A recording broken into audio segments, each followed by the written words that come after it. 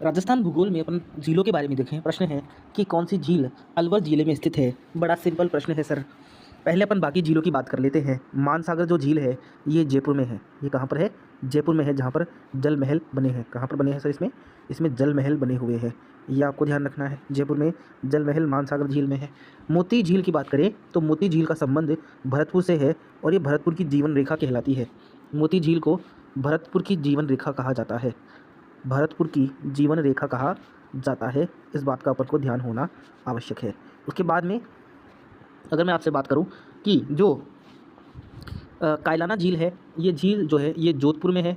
और सबसे बड़ी बात है कि कायलाना झील जो है यह IGNP इंदिरा गांधी नहरी परियोजना से लिंक्ड है। और अंत में जो हमारा उत्तर बचता है वह बच जाता है सर कि सिलीसेट झील जो है वह अलवर में है। सिलीसेट झील जो है अलवर में है। आपको ध्यान रखना है कि इस सिलीसेट झील के किनारे सिलीसेट महल का निर्माण किसने करवाया। अगर आपसे ये पूछ लिया कि सिलीसेट महल का निर्माण किसने करवाया तो आप कह देंगे कि सर विनय सिंह द्वारा निर्मित है। विनय सिंह द्वारा निर्मित है, ये हमको ध्यान में रखना है। तो ये आपका पहला प्रश्न था। क्वालिटी कंटेंट है, आगे बढ़ते हैं। अगला प्रश्न आता है कि सर बताइए कौन सी ऐसी झील है जिसे कृत्रिम और प्राकृतिक दोनों ही माना जाता है। अगर मैं आपसे बात करूं पचपदरा की तो पचपदरा झील जो है वो कहाँ पर पड़ती है सर? पचपदरा झील जो है वो बाड़मेर में पड़ती है। और ये बाड़मेर में 25 किलोमीटर स्क्वायर में विस्तृत है।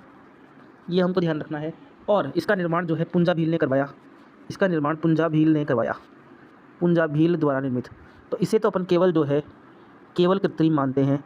इसे अपन जो है वो प्राकृतिक नहीं मानते। और यहाँ पर बात करें राजस्थान में सर्वाधिक शुद्ध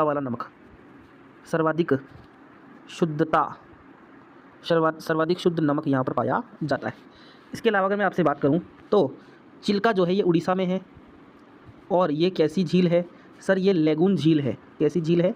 लेगून ऐसी खारी झील है जो समुद्र के किनारे बनती है, उन्हें लेगून झील का नाम दिया जाता है। अगर बात करें लूणकरणसर की तो सर लूणकरणसर झील जो है वह कहाँ पर है? लूणकरणसर झील जो है वो कहाँ पर है? लूणकरणसर झील बीकानेर में ही है। ये आपको ध्यान रखना है, बीकानेर। तो हमारा जो उत्तर बच जाता है वो बच जाता है सर सांबर। हमारा जो उत्तर बच जाता है वो बच जाता है सांबर झील जिसके निर्माता किसको माना जाता है? जिसका निर्माता वासुदेव चौहान है, जो चौहान वंश का आदि पुरुष माना जाता है। वासुदेव चौहान है और इसे कृत्रिम झील भी माना जाता है। इसके बारे में अगर मैं आपसे बात करूँ कुछ इंपॉर्टेंट तथ्यों की तो साइड में अपन लिखते हैं सांबर झील।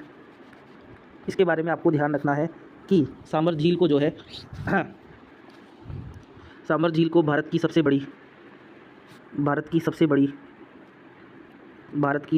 बड़ी अंतस्थलीय, एक शब्द लिख रहा हूँ ज़रा ध्यान से सुनना, अंतस्थलीय खारी झील कहा जाता है। अंतस्थलीय खारी झील कहा जाता है। एक बिंदु तो साला ये हो जाता है। दूसरा बिंदु ये हो जाता है कि यह जो है 1990 से रामसर साइट के रूप में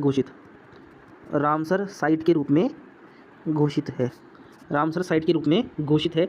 यह आपको ध्यान रखना है। और यहाँ पर ध्यान रखना है कि यहाँ पर कुर्जा पक्षी को संरक्षण है। कुर्जा को संरक्षण दिया गया है। कुर्जा को यहाँ पर संरक्षण दिया जाता है। आइए अब हम अगले क्लास में मिलते हैं और भी ऐसे ही अच्छे प्रश्नों के साथ में। तब तक तैयारी करिए और मज़े कीजिए।